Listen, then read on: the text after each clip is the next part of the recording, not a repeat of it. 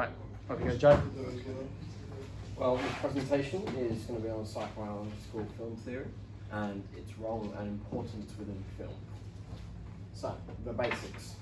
Psychoanalytical theory within film is based around the idea of the film screen working as a reflection of societal beliefs that viewers personally can identify to themselves. Films feature commentary and on social and moral issues as well as human nature. Theory is the theory that our behaviours are shaped around our experiences, instinctual urges, unconscious desires, and moral values. The theory was created in the early 1890s by Sigmund Freud, who adapted and developed it throughout his life until his death in 1939. He was an Austrian. It was used as a method. Originally, it was used as a method of treatment with clinical research. It still is today with psychotherapy. Originally used, like I said, treatment for mental disorders. However, has been used to analyse different forms of media and literature over the years to understand fictional characters and commentarial, philosophical, and political pieces. Other psychoanalysts have assisted the theory's development over the century. Most famously, Erik Erikson, who took a different approach to psychoanalysis, believing development of an individual's psychodynamics happens across their entire lifetime rather than just their childhood. And that is based upon genetics and enforced moral and social laws at a young age.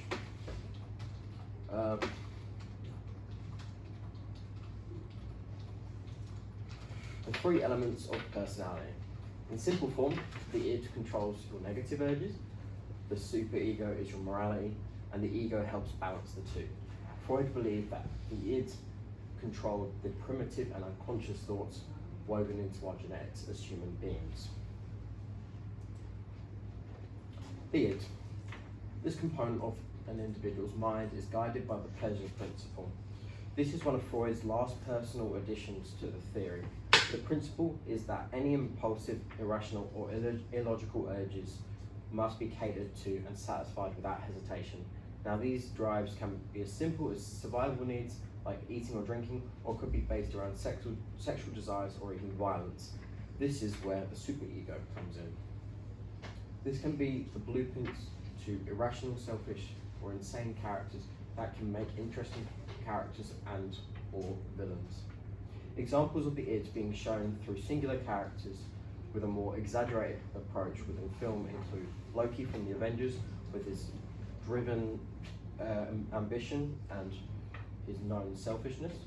Beautiful Boy portraying the story of Nick Sheff's mental imbalance being driven by his addiction from his id and the pleasure urges it comes along with. And similarly, the characters from Requiem for a Dream all struggle with managing their wishes with reality being ungrounded by addiction, misguided hope, and ambition. Okay. The superego is your morality, providing the ethical foundations to any decisions made by the ego. Also known as idealized self-image or the ego ideal, and can be seen as the voice of reason. This component is developed during early childhood from praise and punishment from positions of authority within society. This can be as simple as parental roles or teachers, however, can also be government authorities and politicians, police officers, things like that. The superego is semi-conscious because we have underlying unconscious moral decisions that we have internalized, being our base morals, as in it could be no killing, no stealing, basic moral rules. Its main objective is to suppress the id. And now the ego controls and mediates the desires and constraints of both the id and the superego. This part of the individual psyche is responsible for decisions. Unlike the superego, and the id. This is your conscious response, holding our perception of our identity and sense of self. Its malleable authority can cave under pressure from both id or superego. Examples can be seen from Hitman, showcasing Glenn Powell's character having to manage his identity as a college professor and the different Hitman facades he creates, working with undercover police, highlighting Erickson's addition to psychoanalytical theory that the ego develops throughout our lives. A simpler example would be Riley from Inside Out, portraying the ego and the different emotions, portraying different fitting under a category with their behaviour of the id, of the superego. Importance of psychoanalytical theory within film, both contemporary and historical. So first, we've got a historical example of Metropolis. Psychoanalytical film theory has been used in films since the early 1900s. The robotic replica of Maria's character is supposed to symbolize purity and a new beginning. However, the robot ends up having a metaphorical split. This divide of them robot having the complexion of Maria being a character of innocence and the robot's actual name being Hell and heavily linked to the whore of Babylon. The duality can be labelled as a representation of the id and superego's juxtaposing relationship. Additionally, the creator, Fredderson, is presented as the mediator making the decisions, highlighting this role as the ego in the phrase at the end of the film, the mediator between the head and the hands must be the heart. Now, The Dark Knight. Chris Nolan's Dark Knight film is a modern example of Freud's three elements of personality being implemented effectively. Within this example, the characters portray exaggerated examples of one of the elements. Through the majority of the film, Batman symbolizes justice and the superego's morality. The Joker's insanity and anarchy clearly portray the id, and then the DA Harvey Dent is influenced by the Batman's opposition against crime and by the twisted games Joker plays that put a strain on his mental state. However, the film ends with a standoff between Batman and Harvey Dent, who has fell victim to the Joker and is left with severe burns and a twisted moral code.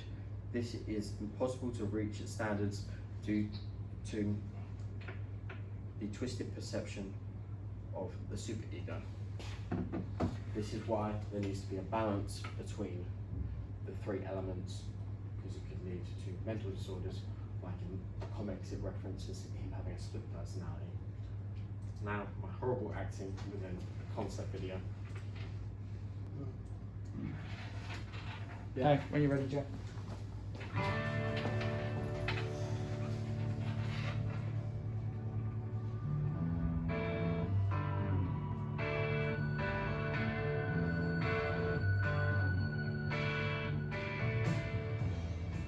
What have you been up to? I've kind of things which you've been in rehab.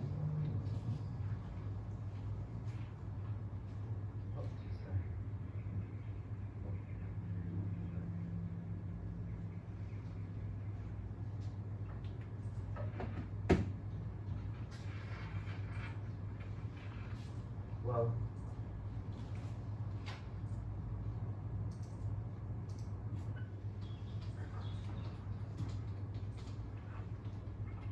not really dark. Really need to lighten up, mate. Well, I think what we should do is donate to charity. You know, get a portion of my income, donate it to volunteer, help out in the homeless shelter. Maybe, you know, spend some more time with our family. Help out with our little siblings. No relapses here. Yeah. All about it.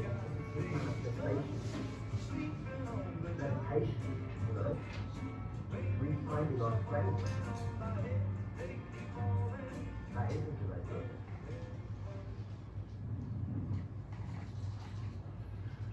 I don't mind the dark, to be honest. But I know it's fucking what Florence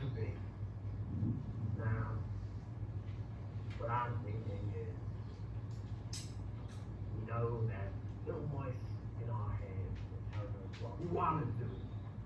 I'm thinking, start off with, okay, evidence, that's a better thing, Molly, you know, race around on a motorbike, you know, I'll live in them, let you get married, just me up in one, but maybe reason, fuck off, but not very parliamentary. We are who we choose to be, and this isn't relapsing. We're trying to fix something that ain't broken. We don't need to be a huge member of society. We fucking Jesus Christ. Well,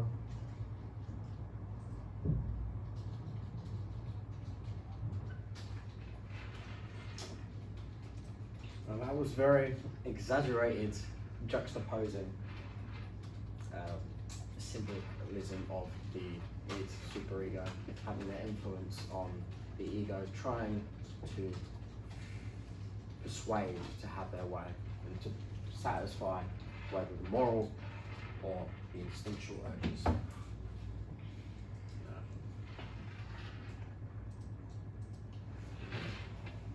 You get a slideshow.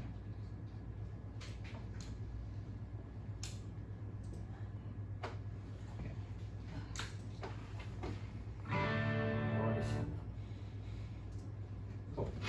Now lastly I want to talk about mental imbalance. Now this is portrayed very clearly within American Psycho. Now within American Psycho it's a film about Patrick Bateman being a psychopath and struggling to find that balance between his id and his superego. His superego is the facade he's created for himself within society.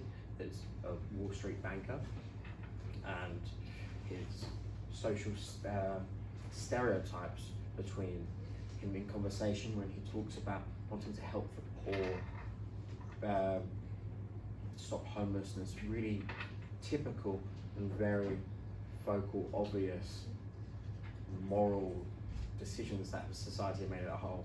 And in the conversation you can notice that it's even the points he makes can be very juxtaposing with his apparent behaviour and also trying to fit in with society. So he talks about wanting to help all, and then in other scenes you can see with very obvious homophobia that he's trying to juggle all of society's values and opinions.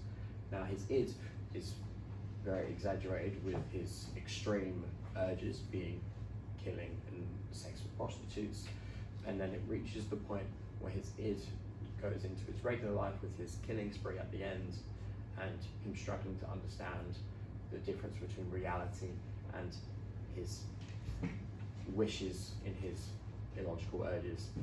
Now this results in his ego becoming, this becomes detrimental to his ego, and his ego becoming shifted in the fact that he's not able to keep up this perception of himself within the workplace. Now, the conclusion. Freud's psychoanalytical film theory heavily influences how filmmakers craft the psychodynamics of characters.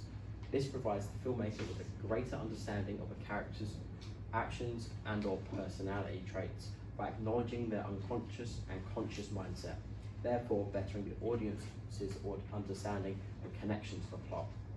From the research I conducted, I've learned how I can implement psychoanalytical theory to enhance the understanding of the character and their actions, both as a role of a scriptwriter and as a director, but also assisting the development of empathy for certain characters. And that's it. Brilliant. So, question for you, how would you use this in future productions? I will, in key decisions and actions of characters, I will take some time to think about what is going through their mind, both with the id and the superego, and be able to better understand the character as in a more grey area, rather than just plain they're doing it for the sake of the plot, rather than understanding and giving them a past and understanding what is going on in the unconscious as well as the obvious conscious. Okay, so what you're saying is it's going to help you more with the character development. Yeah, especially like pre-production. Good. Excellent. All right, brilliant. Thank you very much. Now you can give a round of applause.